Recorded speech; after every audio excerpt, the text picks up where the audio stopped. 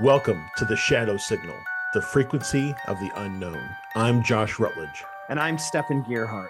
Together we dive deep into high strangeness, UFOs, cryptids, the paranormal, psychic phenomenon, and the hidden truths that echo just beneath the surface.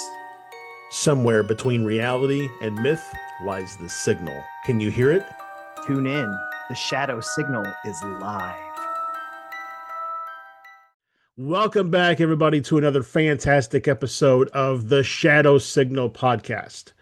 Unfortunately, today you don't have the charming humor of Stefan Gearhart or the surprise guest from the Jersey Devil. Stefan is under the weather at the time that you're hearing this. Hopefully, he's no longer under the weather, and maybe that's because you all have sent your well wishes back into the past. But today we have a very special guest with us, Sunshine Witchski. And Sunshine is a medium. I'm probably going to drop off things that you are. So I'll just stop for a moment and let you introduce yourself.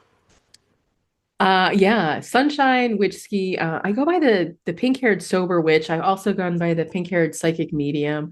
I'm a psychic medium. I'm an author. I'm a podcast host myself. I have a radio show. I'm a recovering alcoholic. I'm a Reiki man. There's a whole slew of things. Easiest way to probably describe me is I'm a weirdo, right? No, I think something I tell my kids all the time is the world needs more weird. So Yeah, yeah. So I'm happy to be one of them that are making that good fight. Yeah. yeah, I think it's funny that a lot of times people who grow up in a specific religion, like I originally grew up in Christianity, until I shed myself of, we'll call it those chains and found my own way. But I think it's funny because a lot of people who grow up in a religion, um, they take on the attributes or characteristics of that religion. Whereas people who either, choose to find their own way or grow up finding their own way, kind of like it's like an a la carte cafeteria, and they just take things off of the buffet line that fits their needs. And they also treat it like a true buffet and go back and get seconds and thirds. Yeah. No, I love that. I love that perspective. I was raised Catholic. I went to 13 years of Catholic schooling, received all the sacraments that you can receive, as a youth and a young adult, so to speak. But yeah, same thing. There was a time in my childhood where things just didn't see. I'd ask questions and I would be told, frankly, like just don't ask that. Shut up. Mm-hmm. And so I started to do exactly that, seek my own way and seek my own path. And I consider myself a gray eclectic witch now when it comes to my spiritual practices. Yeah. Yeah, our my co-host Stefan also grew up Catholic. So if he'd been able to make it today, I'm sure you all would have had a lot to talk about because he went through and got all the different Catholic merit badges and etc. And so, yeah, Mm-hmm. we've often he and I have talked about a lot of the similarities. He is now a Wiccan, and so we would talk about a lot of the similarities between the ceremonies and rituals of Catholicism and those of Wicca. And so how very much, Catholicism, although it, if you're not Catholic or not Christian, you're considered pagan. Catholicism is probably the closest to pagan practices that you can get. I have often shared with people, how could I not have grown up to be a witch when you sit in these like ritualistic, like the mass ritual every Sunday Mhm. or, however many times a year. Yeah. I mean, it's a very, very ritualized religion. There's a lot of other religions that have a lot of ritual and magical kind of practices that are in it. But even if you were to go and look at the OTO, the or I Mhm. you I know know what you're talking the about. yeah, Um, they literally have the Gnostic Mass, which is a full blown ceremonial ritual that in essence kind of mirrors the Catholic mass. And so it's wild. I've sat in one before and I was just like, this is like flashback right here. Yeah, we've had a good chance and opportunity to interview Alan Greenfield several times. I don't know if you're familiar with who that is, but he was formerly of the OTO. He was a bishop, which I always thought was interesting that he was a bishop in the OTO. So again, very kind of Catholic Yep. in its origins. But yeah, he's talked about a lot of the ceremonial consistencies between OTO and Catholicism. I Oh think yeah, probably the wholeheartedly. sorry, go ahead. No, wholeheartedly. Yeah. It's Yeah. just it's a I think once upon a time, a lot of these magical orders, in order to be, I guess, inconspicuous in some ways, Hmm. adopted these practices, right? They could talk about them, they could still reference them in some way, shape, or form. And that's what they were familiar with. So it just felt Yeah. natural to kind of transition into this, Right. familiarity. Well, and as the Catholic Church moves across Europe in its efforts to, get more and more people to want to be a part of the Catholic Church, they conscripted various ceremonies and deities and various things into the faith. So that it's like, oh well, you were going here every Monday to do this practice. Well, now you can come to the church and we'll give you a hot meal. So, Yeah. yeah. But anyways, I don't want this to turn into a a history of faith podcast. But it's good to know that at least similarly that we have kind of a, we'll call it a more traditional upbringing Yeah. before we transition to a more secular way of living. Yeah. Um, so Stefan, like I said, my host and myself are both Reiki practitioners. I believe he is a Reiki master. I've not made it to the master level yet.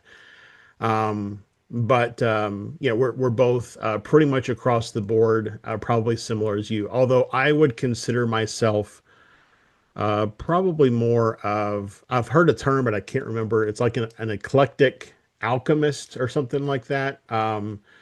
I take on whatever fits me in the moment. I Mhm. understand it. I learn it. I incorporate it into my practices. Although I have ADHD, and so my practices are few and far between.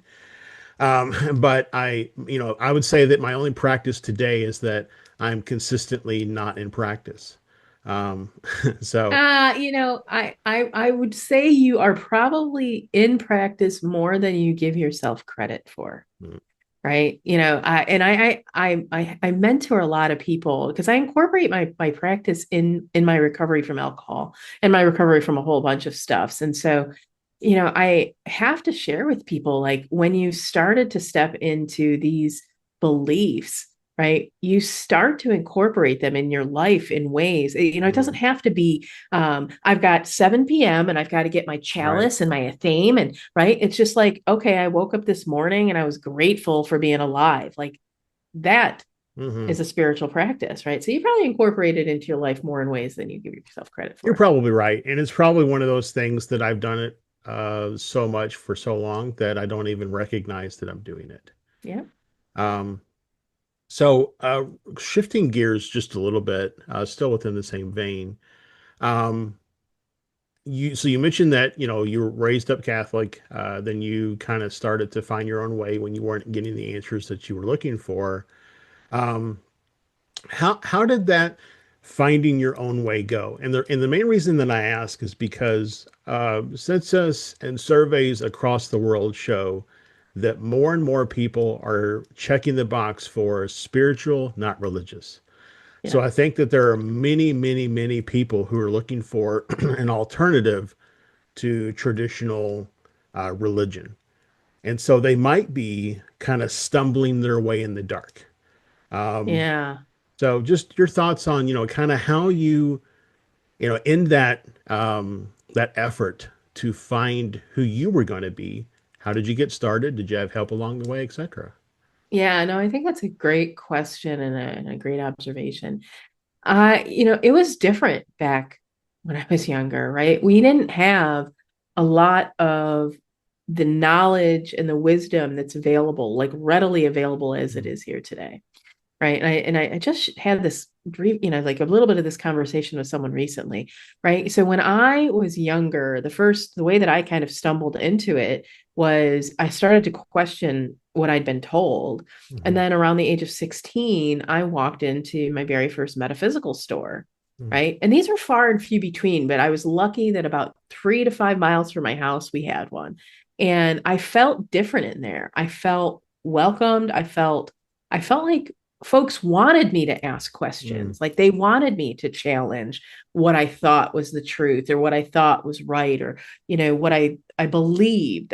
They encouraged that. So I think that was a really really big thing is you know if you aren't surrounded by the people that are doing that for you, then one of two things have to happen. You have to find those people, or you have to find the courage to continue to explore, Mhm. even when others around you are telling you it's not worth it.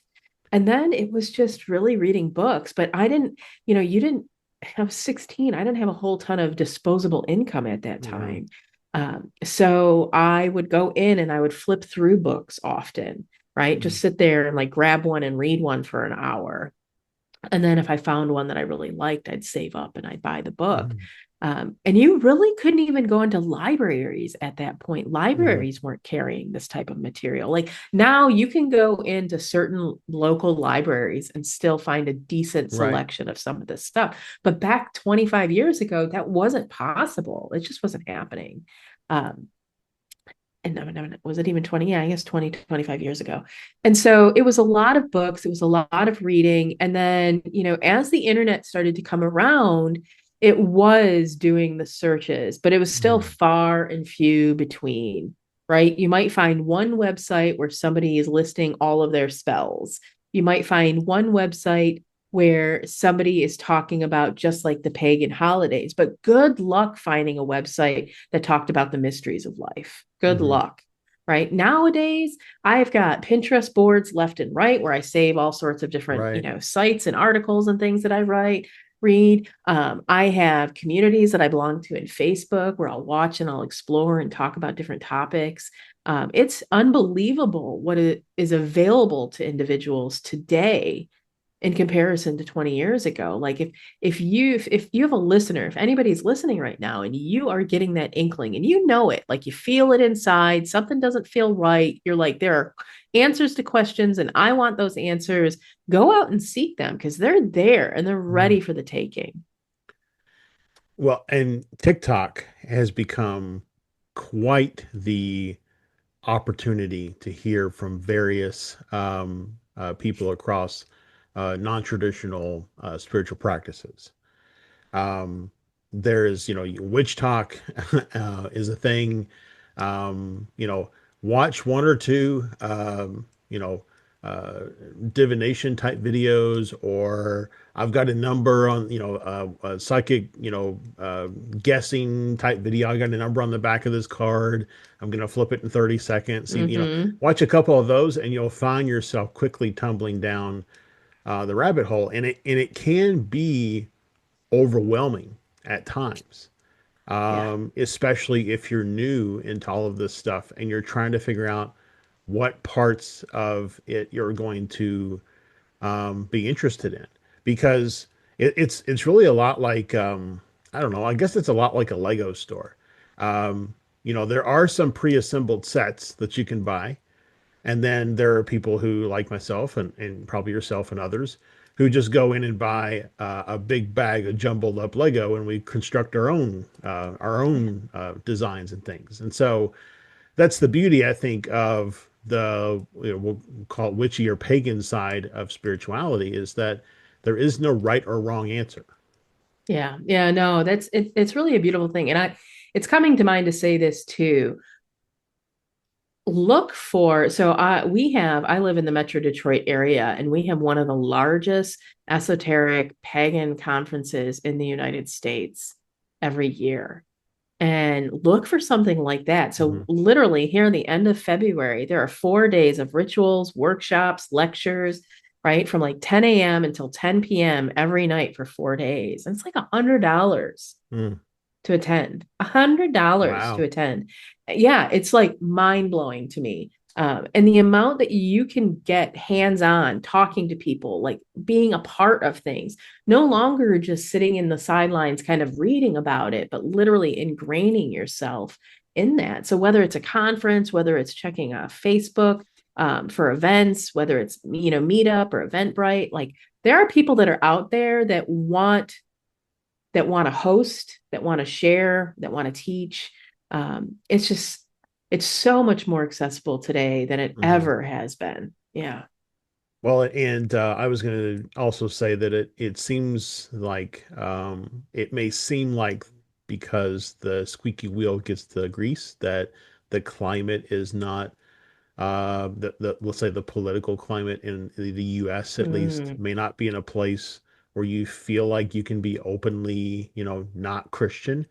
But I would say that, like I said, media coverage is going to cover the squeaky wheel. yeah. That's not the case, I don't think, in the general community. And so, you should feel if you're listening and you're questioning, you should feel comfortable and safe knowing that you can practice whatever feels right to you. And don't worry about, ridicule or mistreatment. It may still happen. I'm not saying it won't. But I don't Yeah. think it's as prevalent as the way the news media lays it out to be.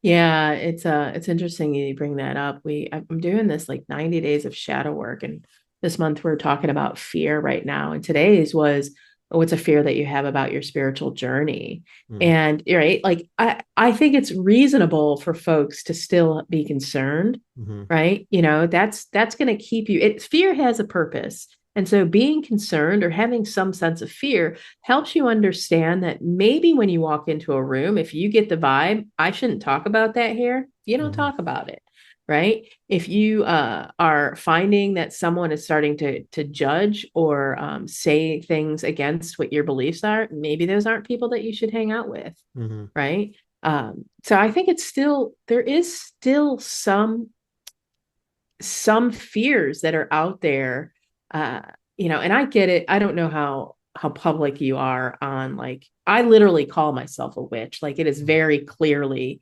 indicated, and so I do get it on social media, some pretty horrific things tossed my hmm way, right? But that's part of my mission, is to not allow that to stop me from representing what I believe is a very beautiful practice, hmm in not something for people to be afraid of.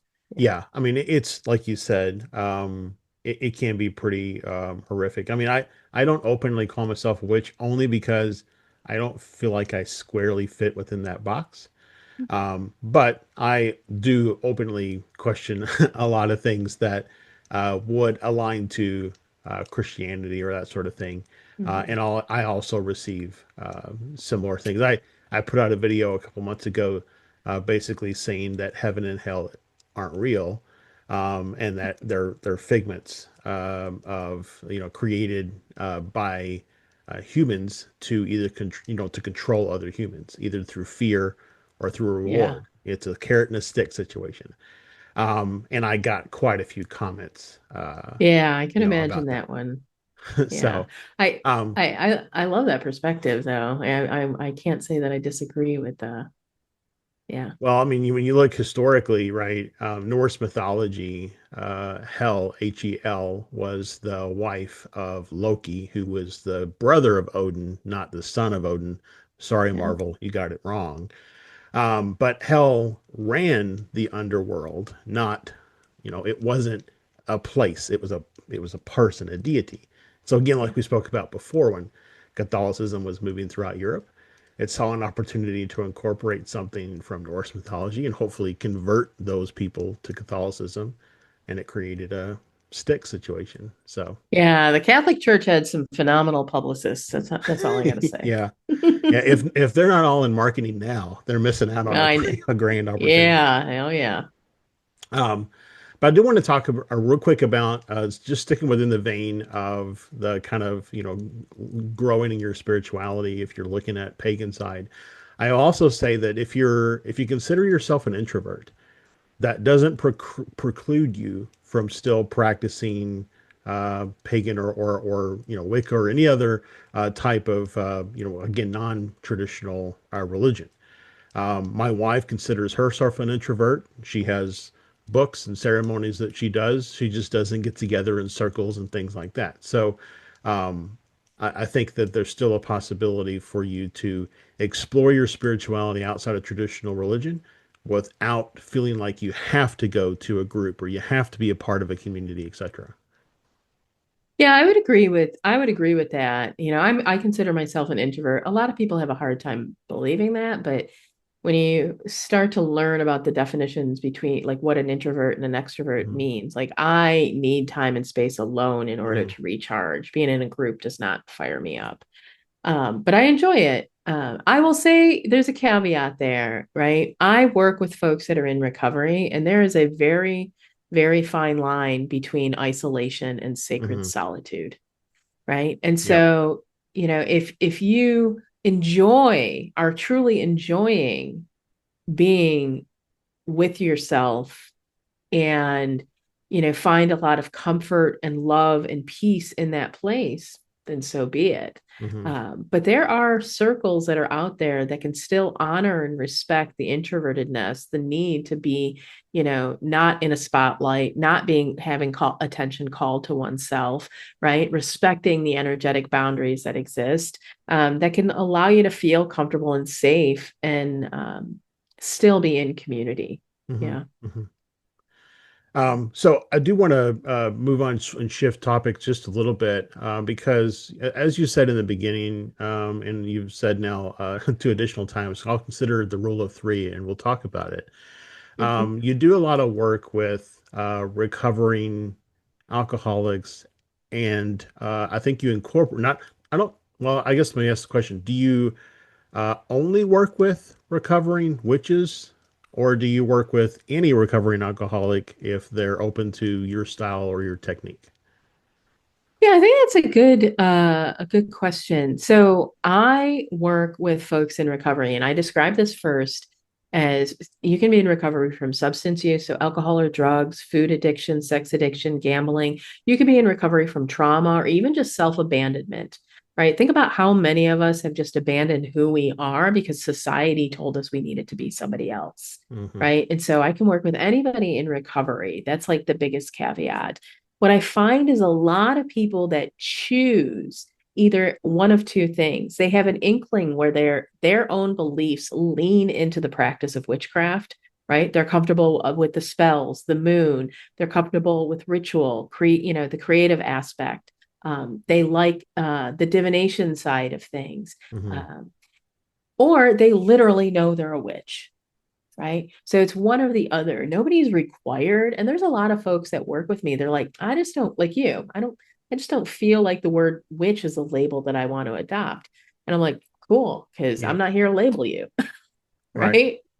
I'm not here to label you. So yeah, these are folks in recovery from anything that is robbing them from living the life that they want to live. And they typically lean towards the practices of a witch. So how does I guess what are the parallels between using witchcraft or pagan practices and recovery? Mm. So when I think, you use the word alchemist, right? So if we go into the language of alchemy, alchemy is turning lead into gold. And so, from a witch's or a magical perspective, a lot of times what we, in essence, are trying to do when we're doing divination, when we're doing spell work, we are trying to do an alchemical process, right? We want to Hmm. take one thing and turn it into another. And so, if we think about recovery, I have this, you know, shitstorm of a life I used to be in, and I want to create a beautiful life for myself. Hmm. So we use the practices of divination, ritual, and really of learning how to be in a healthy relationship with ourselves and Hmm. others to try to do that. That's how we recover. Yeah. And I think it's interesting you say there, the healthy relationship with yourself, because I think a lot of times people who are in those traditional religious practices often think of uh, they come to rely on the deity or the saint or Mm. whatever that they associate themselves with as being the entity or energy that will save them from their situation. Um, but I think that in all actuality, we individually have to agree that we are the only ones who can really save ourselves from whatever the situation is that we're in. And so it's just a reinforcement of that. No one is coming, no magical deity is coming to save it, whether it be, uh, you know, God, Jesus, or Pan. We have to put in the work if we Yeah. want to see change. Yeah, I mean, that's even when I talk or I teach about working with deities or, because you can be a Christian witch, Hmm. your choice of deity can be, God our Father and Jesus and Mary and the Holy Hmm. Spirit, right? Um, the thing is when I teach about working with these etheric energies, it's not giving over to them. Hmm. It's embodying in oneself the qualities that they have, Hmm. right? That's like, if we go back, you raise Christian, like the teachings of Jesus aren't to say Jesus is going to do all of this for you. Hmm. It's to say, be like Jesus, Right. embrace the Christ consciousness, love all, right? And so, yeah, you don't have to, um, in any way, shape, or form. If like, and I think I've been, it's guilty habit lately. Been I hadn't played for a long time video games, but I think about a video game, right? And like the video game is created. You're given all of the tools, and Hmm. I don't care what game and all the tools that you need, but you are still the player in it. Right. Nobody's gonna, quote unquote, save you, right? You're gonna have to be the one Right. that keeps going over and over again to figure it out and to try to get to the end. And it's the same thing, if you were if you truly want to, quote unquote, win at the game of life, you've got to be the one with the controller in your hand. Right. Yeah. I think it's also important that you realistically define winning. Hmm. Yeah, success. I've had that conversation with a handful of folks, right? Um, if you, I know I have this quote that I, said many, many moons ago. If you allow other people's to define what winning is or what success looks like in your life, then whose life are you really living? Hmm.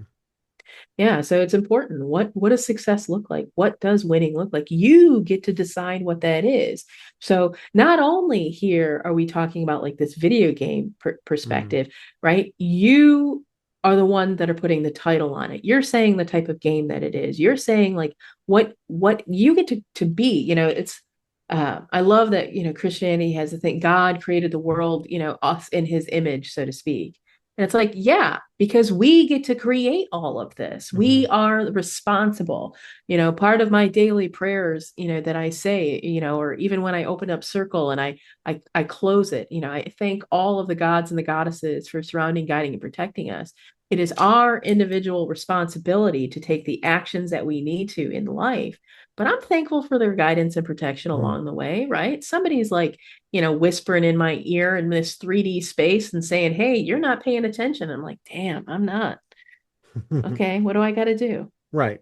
Well, and I think that a lot of times people think about deities and gods and goddesses and things as being these far off, distant energies that are ancient, and you don't want to bother them with your small problems of the day. But like you said, you're embodying them. You're calling their power to you so that you get access. That's in your video game concept.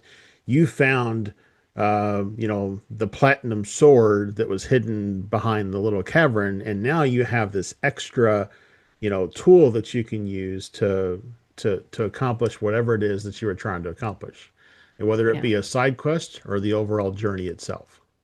Yeah. No, it's I love doing working with deities and the embodiment of, and I think about, I love that you called out that they're not far away. and this gets really like into that esoteric Hmm. space, right? If you get to the point in your discovering of the mysteries of life where you start to understand that, the whole fractured piece, like we're all a fractal of each other, that we all exist at the same time in the same place, and Hmm. all, then we are them. Like we Hmm. are these gods, we are these goddesses, they are part of us. Hmm. Like there's no need to like reach miles away or go up into the heavens. Like, no, they are just like right here anytime that we consciously want to make us Yeah. our own selves aware of that. Um, Yeah, yeah. I agree. I think about it often as it's people talk about past lives and future lives.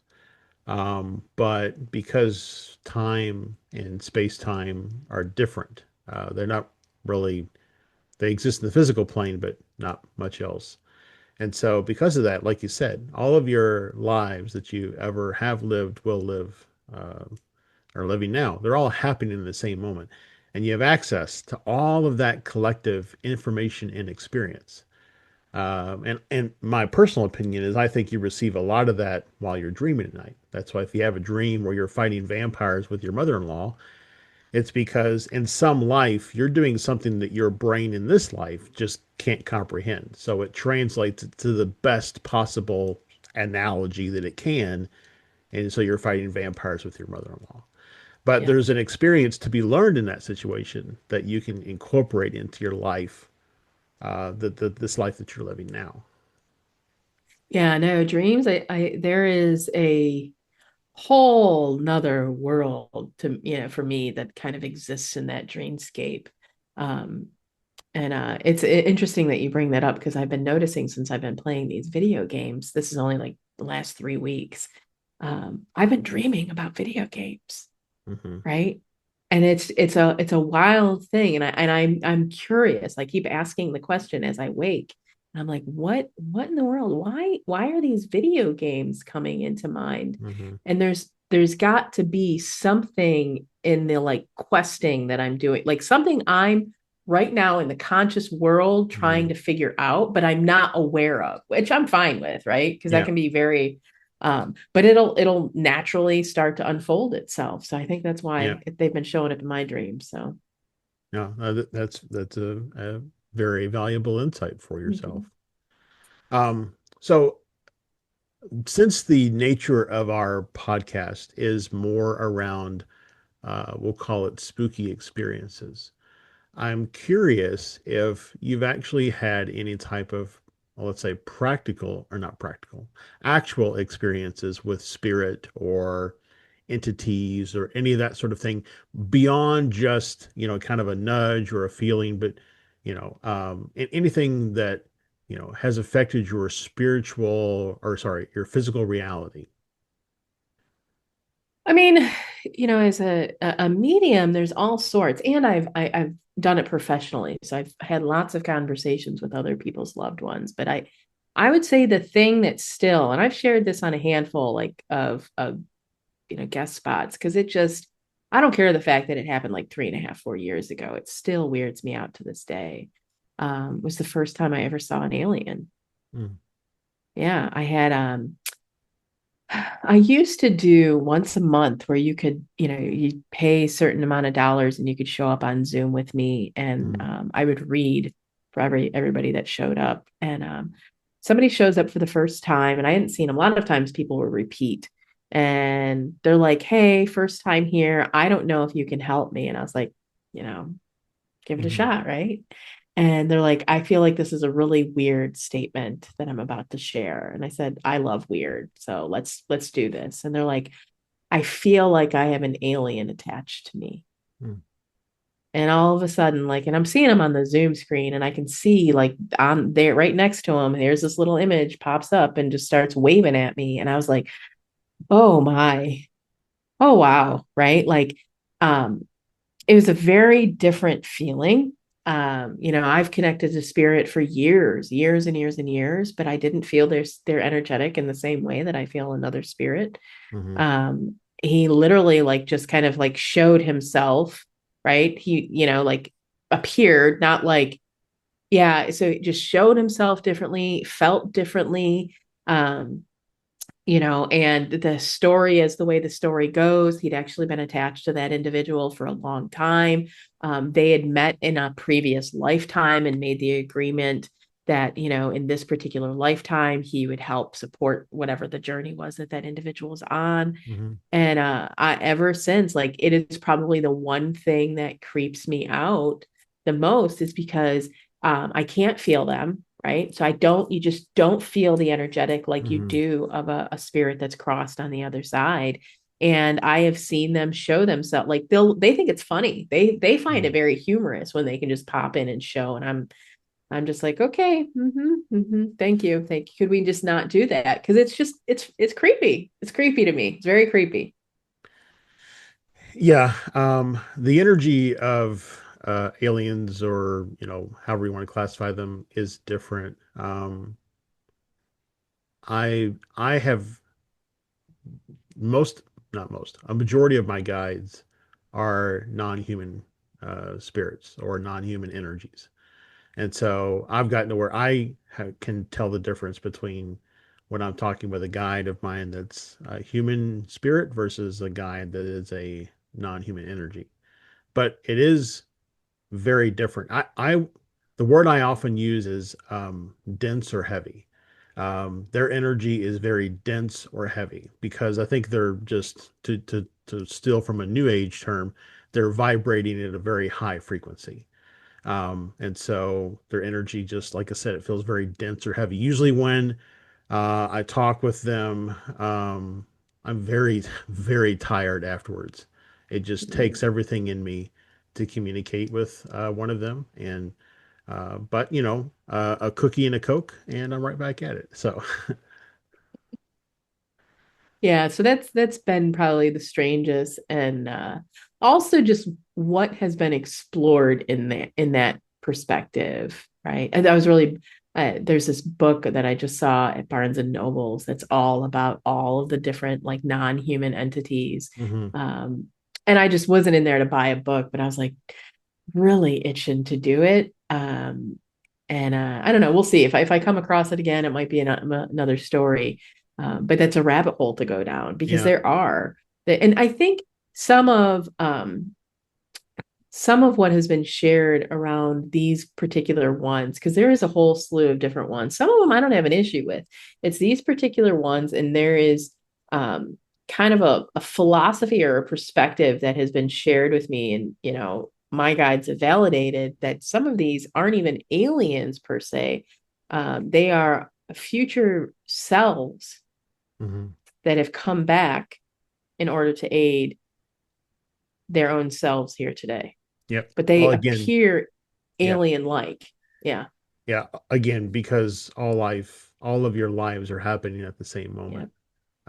Your, our own way of thinking about time is the only thing that restricts us from experiencing, um, for us in the now, being guides for them in the future. Yeah. Um, Yeah. so I know, one of my daughters, one of her guides is a lifetime of hers that will be in the future. Mm. Um, it is a future lifetime that takes place in our physical past. So that gets Yeah. That's swirly quick. no, no, it comes to mind. So I did maybe 3 years ago, I think it was 6 sessions of what people would consider like a past life type of regression style, but I did it where it wasn't past lives, it was my younger self. And there is Mhm. a very distinctive time. I'd have to go through the recordings where what I told myself, I had like memories Mhm. being in this regression of my older self telling my younger self these Mhm. things. Like I don't as a young child I was astral projecting. I was doing things as a kid that I like as an adult I'm like how in the hell, like I said, you didn't there was no TikTok, none of Right. this stuff exists. How in the world did I know how to astral project at the age of 8 years old?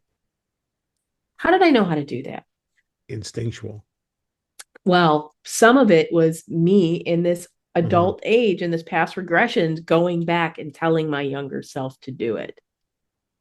Yeah, it was just wild. That was Yep. probably like the next thing that was like the most impactful, that just kind of really shook again that time space, right? I Hmm. literally was existing in both, Hmm. and as both an adult and a child at the same time in that.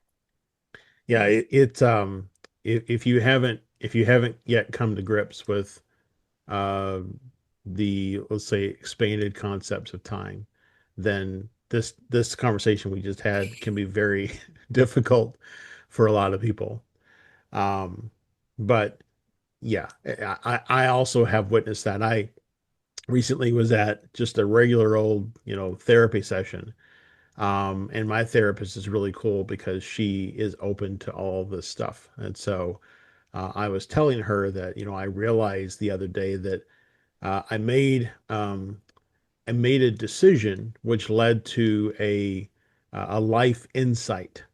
And I recognized immediately that that life insight had influenced the decision that I made 23 years ago.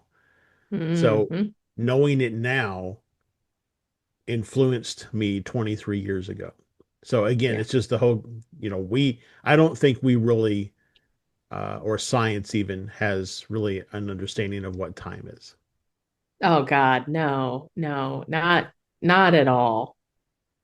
No. And I'll go back. It's popping into my head, so I have to share it. This right here, what we are talking about, is exactly why you do more magic than you give yourself credit for. Hmm. Because you may not be doing it on this quote unquote timeline, but there is one you are. Yeah.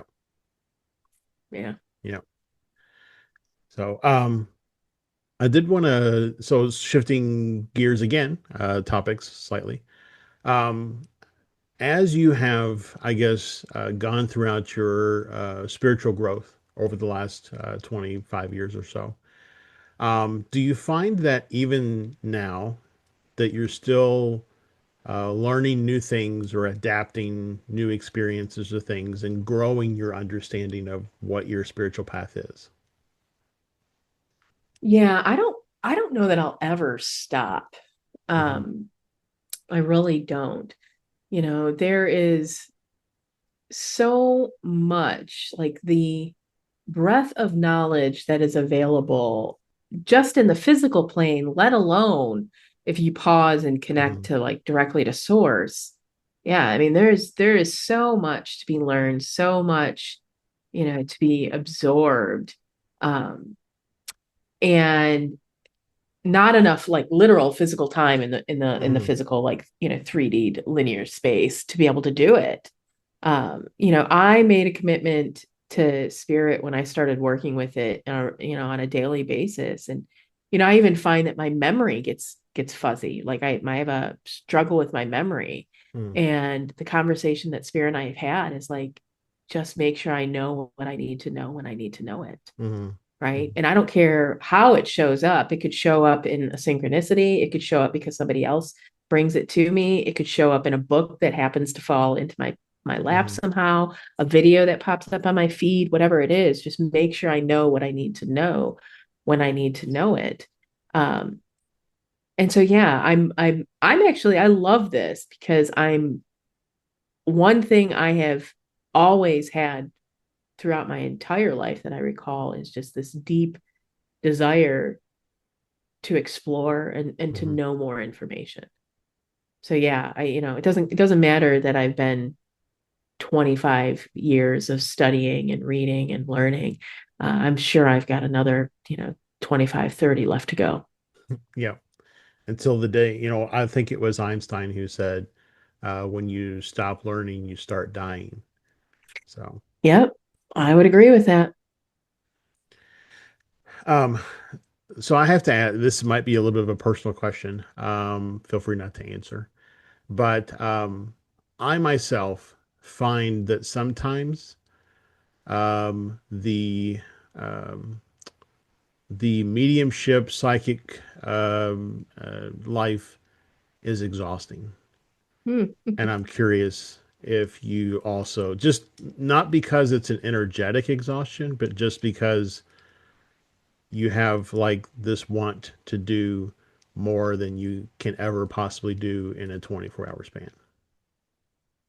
Yeah, there's a couple of places where I think the exhaustion comes into play, right? And energetically, it can be. I've worked the psychic fair. I've not. This past year, I didn't. I hardly did any shows. I think I did two shows. But the 3 years, 3 or 4 years prior to that, I was what I would consider a professional traveling psychic. And so within a weekend, I could sit with anywhere from 20 to 45 clients. Mm-hmm. And that's a lot. So that is energetically tiring, where Mm-hmm. you're just constantly flipping to I would leave on a Sunday or a Monday, and it would take me 2 to 3 days to come back to Mm-hmm. reality, so to speak.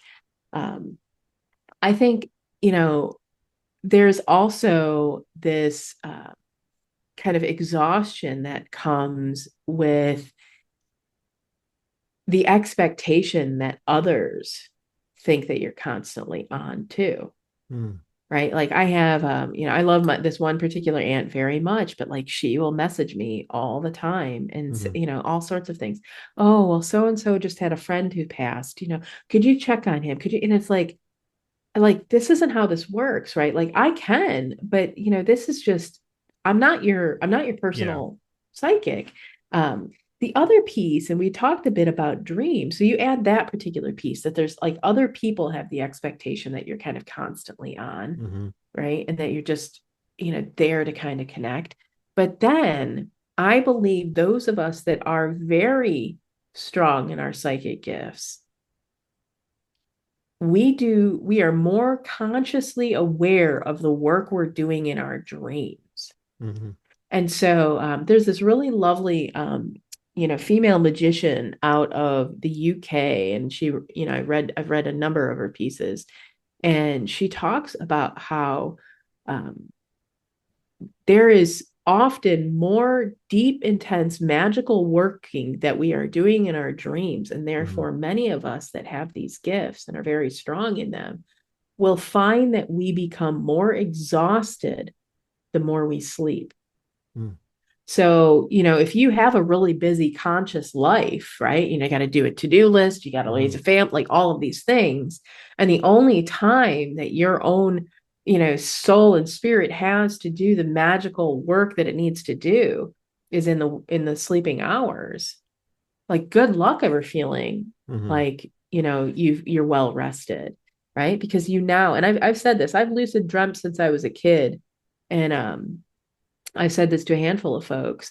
I often feel like I'm working 24/7. Mm-hmm. Yeah. Yeah, I learned a couple of years ago, there was a document that came out from the CIA about a thing that they reviewed and tried to incorporate called the Gateway Experience by Robert Monroe. Um, and I've listened to all six of the recordings, and there's a lot of magical practice in his Gateway Experience. Formation of an energy bubble around oneself for protection, grounding. He calls it different things, but if you're if you're aware of the magical practices, you'll identify them in the gateway experience. Um, but what I have found is that I using his methodology, I incorporated two what I call macros in my being. One of them is the focus 3, and the other one is focus 10. And focus 3 puts the body to sleep, and focus 10 puts the entirety of your being to sleep. I Mm. do a lot of work, psychic work, or in my dreams. But I found that when I invoke focus 3 and focus 10, I actually wake not feeling like I didn't sleep at all, because those two rituals or macros or whatever we want to call them, they they allow my body to still do the repair and recover work, while my spirit and energy is off gallivanting around the universe. Mm. Interesting. I'll have to do a little bit of reading about that. I uh I haven't felt it in a really long time. And now this video game thing and everything that's going on in the world right now. And I'm like, Hmm. oh my God, this is what I'm doing. I'm like, my video games in my dream are me Hmm. actually doing Yeah. this battle in what's going on in the world right now. I'm like, okay, okay, yep, got it. Well, Um, and I don't know if you feel this or not, but on days when the world is in a lot of churn, um, I feel it pushing against my boundaries all the time. Not just, the world's churn, but the energies of the people of the world pushing against my boundaries. And I have to I really double down on my shielding and grounding work on those days. Yeah, because I'm in recovery, my shielding and my grounding and the work that I've done is, I think, a lot more intense than a lot of other Hmm. individuals. And I'm working with people in recovery. So, Hmm. like, if I leave rawness open at any given time, it's an energetic threat to my Hmm. sobriety. I mean, that's the truth of it.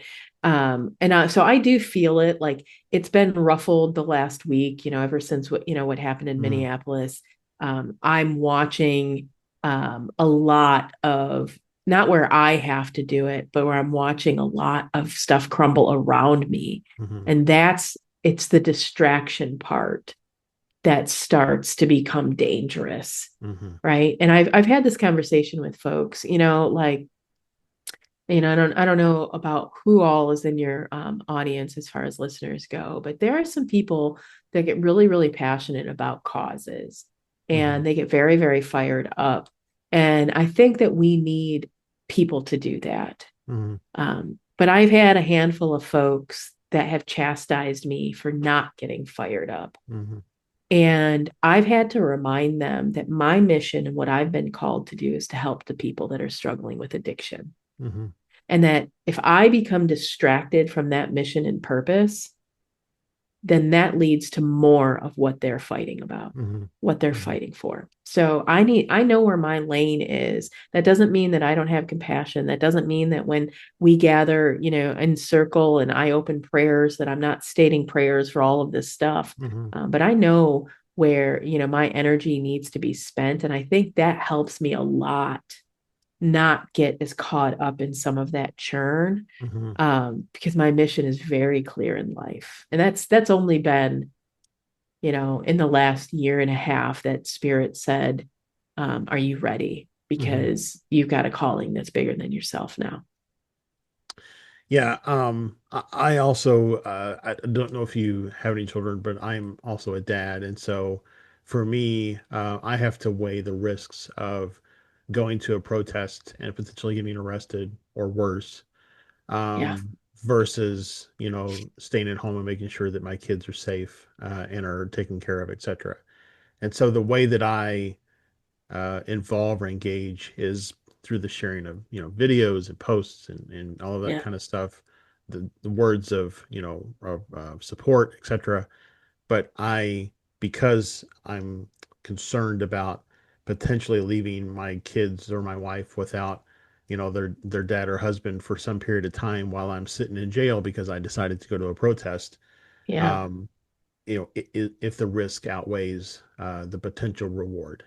And so I feel you on that. And it's a hard, there are days when I want to be more active. I want to be the person who goes to the protest. I really do. But I ultimately have to decide what's the best thing for my family. So, I've had this conversation too, where I think, and this is, my how I define a witch is three things. I think I've said that, and I described the last one as in, like, the healthy relationship with oneself and others. mhm, But in reality, I believe in that healthy relationship, it's we are also called to be of service to the world. mhm, Right. And what you just described, your service of the world, and I remind a lot of women of this, right, is to raise beautiful, healthy children.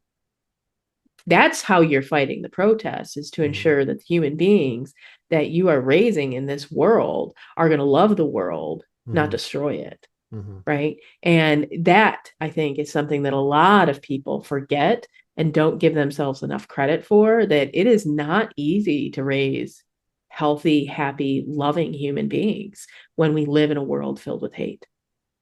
Well, and that will go off and make the changes that your generation, and my Yeah. generation at least, um, doesn't seem to be able to make. So, Yeah. Yeah.